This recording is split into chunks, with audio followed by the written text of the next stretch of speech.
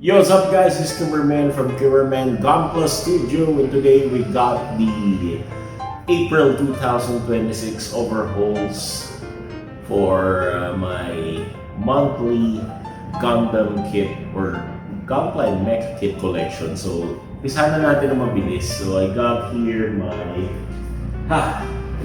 Sa wakas, tagal ko tong hinintay. Ang tagal ko tong hinanap-hanap since 2022. The first time I saw this kit is from a vlogger also in the YouTube. Then, nagandahan ako sa pag-review niya nito. And the kit is very nice. Siya pala nga tayo nag-review ng in-depth about this kit. And, kalimutan ko yung pangalan niya. Anyway, I will include him here in my description. By the way, this is the Formula light frame base doll from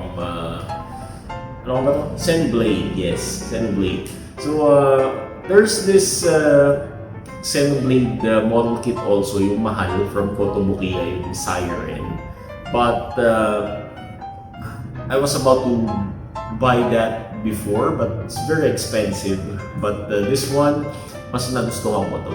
So thankfully, after 4 years na hinanap ko tong kit na to, now nabili ko na rin thanks to this shop. And ayun nga, I'm very happy na nakuha ko na to. So yeah, my Kotobukiya Formula scale, the light frame doll. Okay, so yeah, number 1 natin.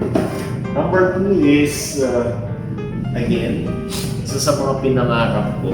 Actually, when I first saw this King Gainer anime, natuwa ako sa itsura nung mecha. And I was thinking na sana may isang company na gumawa na itong model kit na to. So I was thinking about if ever Kotobukiya or Moderoid will do this, kasi alam ko Bandai will not make this model kit. But yeah, the Plamax Max Factory binild niya to or ginawa nila to. So it's still the Good Smile company. So thank you so much for the seller here for selling this at an affordable price. Itong King Gainer from Overman. And this is from Plamax Max Factory. I bought it around 3,600 if I'm not mistaken. So may kamahalan kasi Plamax is a really expensive kit, but sulit naman. Magandang quality ng plastic nila. It's like a Moderoid kit also. So there we go. King Gainer from Overman. Yeah. Then from Bandai, I think this one, ano na to eh. Hindi ko masyadong gusto kasi itong Victory Gundam line. So, even the anime hindi ko pa napapanood kasi hindi ko pa natatapos talaga yung buong Universal century. So, Victory Gundam, I know this is the last installment, if I'm not mistaken, from the anime series ng Gundam. So, I was thinking if I will buy the Victory or between Victory and this Victory 2. Pero napakapangit para sa akin yung tsura ng Victory Gundam. So thankfully, I got the chance to buy this. Honestly, I don't like buying Victory Gundam, but nag-sale kasi ito. I bought this around 1,800. So this is from Gundam official store. Yeah, thank you so much for selling this to me at an affordable price. Ayan. Yung iba, binibenta to about 2,800 or 2,500. So parang hindi worthy, kaya ayokong bilhin. So this time, mas nakakita ko ng murang ganito. Ayan. So Victory Gundam from Bandai, Master Grade. And napo tayo sa mga Chinese small kits. Here, I got Haisimu Gansusi from Black Trojan Horse. Tangina, wala akong padala-dala sa putang inang model kit na to. Actually, sabi ko nga din sa video ko, this kit is really a hand grenade. Buisit. Nakakainis i-build. Ang sakit ng kamay ko kakasanit ng mga pyesa nito. Pero wala eh. Gusto ko yung kulay nito eh. Evangelion kasi yung tema nito. That's why kulay purple siya, di ba?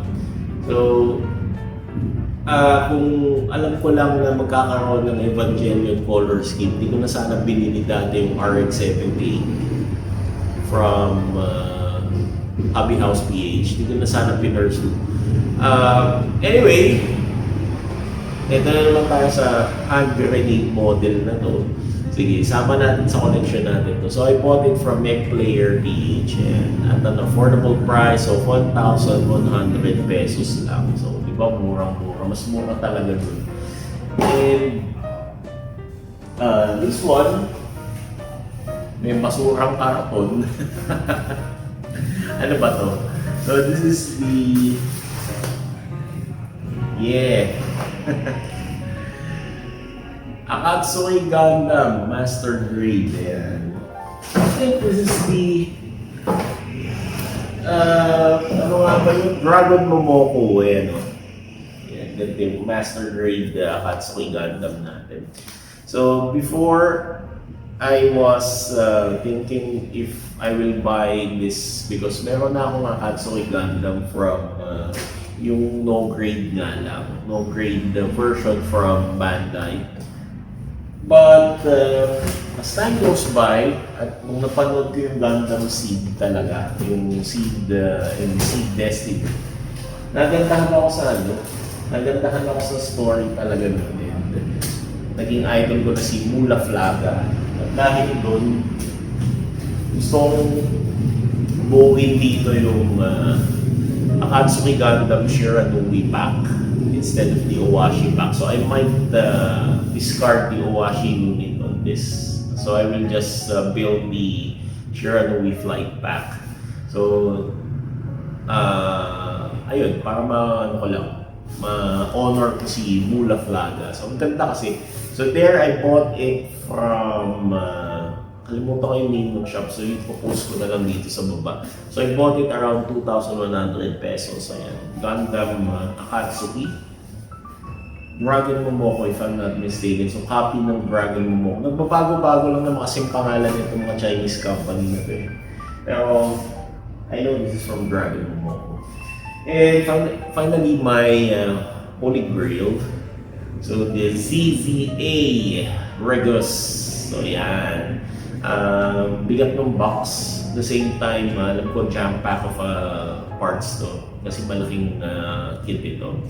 So, nagkantaan talaga ako sa ZZA model kit that made me decide if I want to buy the Berserk Führer as well. Kasi ganda ng quality pa yun. Ganda ng quality ng ano nila, plastic. So, I might buy also the Berserk Führer.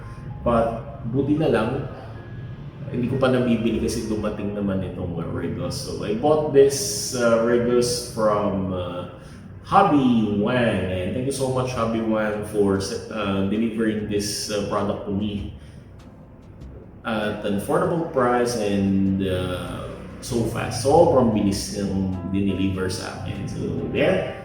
And this is my April 2026 overalls.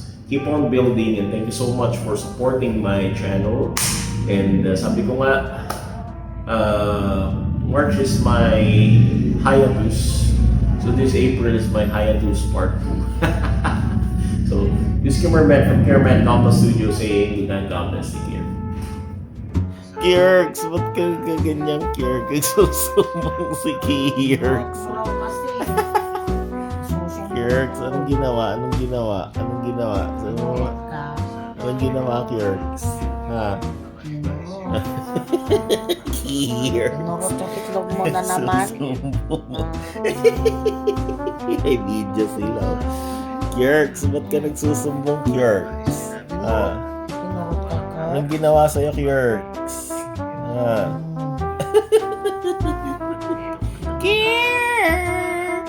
Tago na siya. Tago na.